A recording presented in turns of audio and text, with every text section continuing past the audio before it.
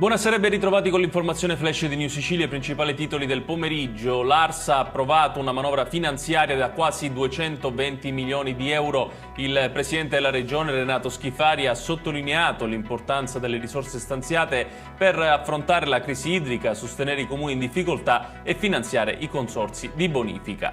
E rimaniamo all'interno di Sala d'Ercole, dove era in calendario anche il voto sul DDL sulle ex province, testo nel quale con voto segreto è stato soppresso l'articolo 1, causando la caduta dell'intero disegno di legge. L'ex assessore regionale alla sanità Ruggero Razza è indagato nell'ambito dell'inchiesta sull'attività dell'ASP di Messina. Secondo l'ipotesi di reato, Razza avrebbe abusato della sua posizione di assessore per la nomina di Bernardo Alagna, commissario straordinario dell'ASP 5 di Messina.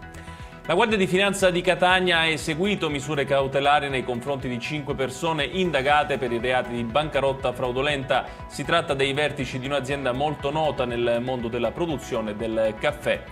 E chiudiamo con le commemorazioni al cimitero di Catania in onore del commissario Giuseppe Montana e dell'ispettore capo Giovanni Lizio, uccisi dalla mafia. In loro memoria è stata celebrata una messa alla presenza del prefetto Librizzi, dei familiari e dei colleghi della questura. Ed è tutto per questa edizione. Il nostro TG Flash si ferma per il mese di agosto, ma l'informazione rimarrà costante come sempre sul nostro sito www.newsicilia.it.